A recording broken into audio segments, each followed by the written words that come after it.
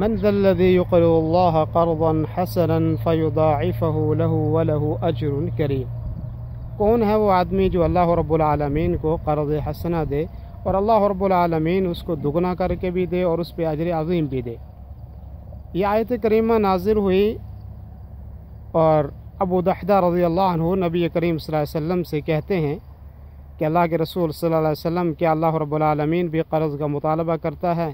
تو اللہ کے رسول صلی اللہ علیہ وسلم نے فرمایا کہ جی ہاں، اللہ رب العالمین بھی قرض کا مطالبہ کرتا ہے۔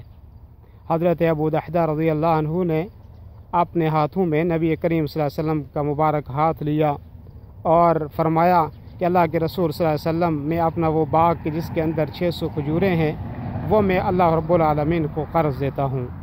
چنانچہ روایتوں میں آتا ہے کہ یہ باغ جس میں 600 کھجوریں تھیں اور اسی باغ کے اندر ان کا رہائشی مکان بھی تھا، اور چنانچہ جب ابو دحدہ رضی اللہ عنہ اس باغ کے کنارے پر گئے اور جا کے آواز لگائی اپنی بیوی کو کہ اے ام دحدہ باہر آ جاؤ، میں نے یہ مکان اللہ رب العالمین کو قرض دے دیا ہے۔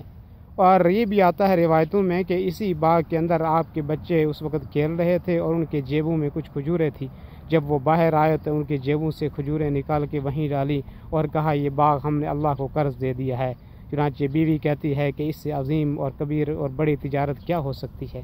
یہ ہوتی ہے محبت اللہ سے، سچی اور پکی محبت۔ رضی اللہ عنہم ورضوا عنہ۔